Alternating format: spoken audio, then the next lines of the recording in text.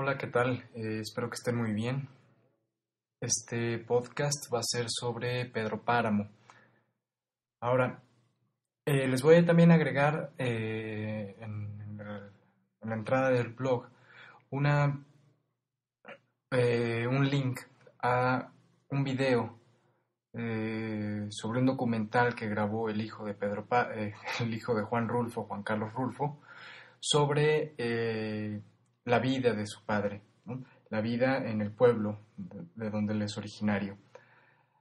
Ahora, antes que nada, hay que considerar cómo empieza la novela de Pedro Páramo, ¿no? El primer capítulo el primer parágrafo es fundamental, ¿no?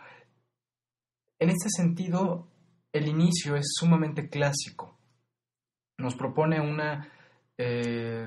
un comienzo como lo dijo Horacio en su arte poética, in media res. Esto quiere decir en latín a la mitad del asunto, ¿no?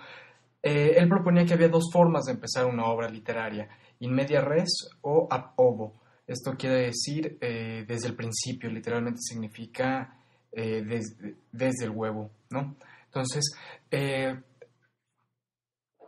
Rulfo elige empezar su novela a la mitad del asunto.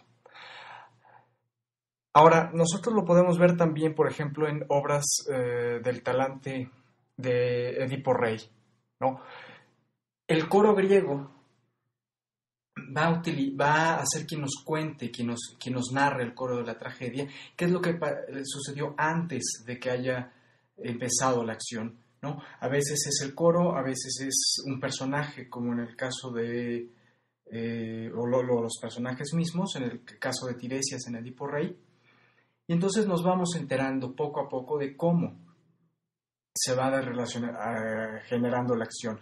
Ahora, en la tragedia clásica, en la tragedia en la cual pensaba Horacio al escribir su Ars Poetica, este inicio, in media res, se va a plantear como un cuestionamiento social, ¿no? Aquí lo que importa es el héroe trágico en relación con la sociedad que lo contiene. En el caso de Rulfo no es un problema tanto social, ¿no? Hay un problema que se refiere a la identidad, ¿no? Juan Preciado sale a buscar, ¿no? Muere la madre y él tiene que salir a buscar a su padre. Y entonces aquí va a venir un concepto sumamente interesante, ¿no?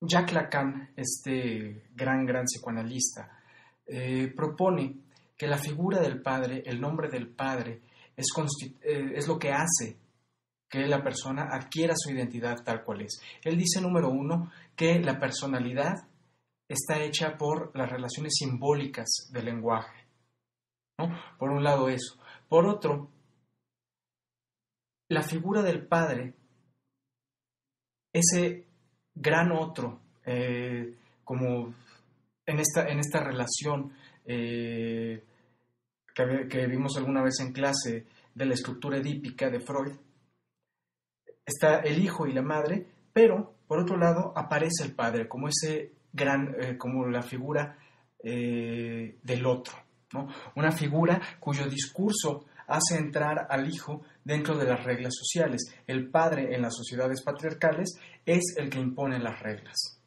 ¿no? El padre es el que dice qué se debe hacer y cómo se debe hacer. Mientras que la madre, en términos generales, es una figura mucho más acogedora, es una figura mucho más dulce y no tan impositiva, ¿no? Entonces, aquí, exactamente, en este inicio de la novela, lo que nos vamos a encontrar es eso, la ruptura de un mundo ideal, el mundo en el que la madre y el hijo tienen una relación, podría decirse, perfecta, pero cuando se rompe esa perfección, el hijo tiene que ir a buscar su propia identidad y la va a encontrar solamente en el nombre del padre. Esto quiere decir, el apellido que es el nombre que en Occidente nos lega nuestro padre,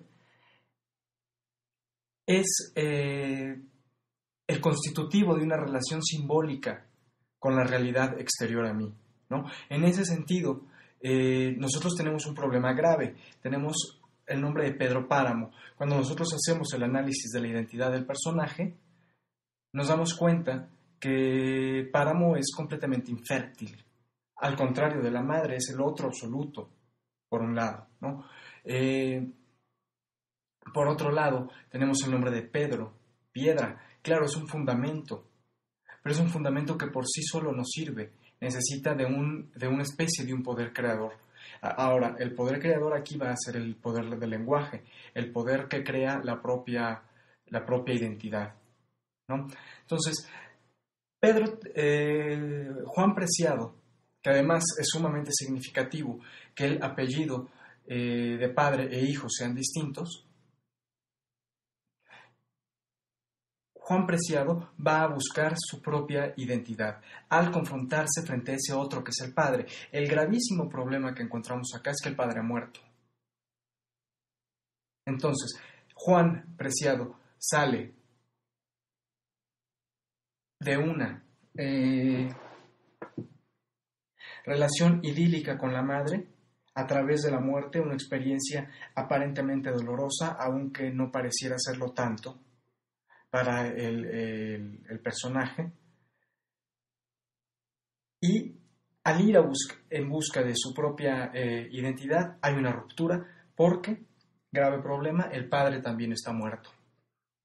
Entonces, se va a encontrar con este problema doble. ¿Qué es lo que sucede cuando el padre está muerto? Cuando el discurso del padre, cuando el discurso de la ley no puede completarse. Y el discurso materno, este discurso suave, este discurso dulce y acogedor, está también roto. Entonces, va a haber una fractura en todos los niveles de la identidad, ¿no? Vamos a retomar esta figura de esta idea de la identidad desde la perspectiva de un psiquiatra, escritor además, que propone teorías muy interesantes, que es Oliver Sacks. Oliver Sacks dice que nosotros, nuestra personalidad, nuestra identidad, la generamos como una novela, ¿no? Nuestra identidad es esencialmente un cuento que nos hacemos. Cuento que, si somos individuos medianamente sanos, tendrá una relación directa con una realidad objetiva, pero sigue siendo una narración que nos hacemos que debe tener cierta coherencia. Ahora, en los casos de una psicopatología, bueno, pues o en un desorden de la personalidad, esta narración se va a romper de algún lado, o pueden volverse muchas narraciones, o pueden volverse narraciones superpuestas, y entonces hay un trastorno de personalidad, ¿no? En esa medida, la identidad de Juan Preciado es también una especie de narrativa.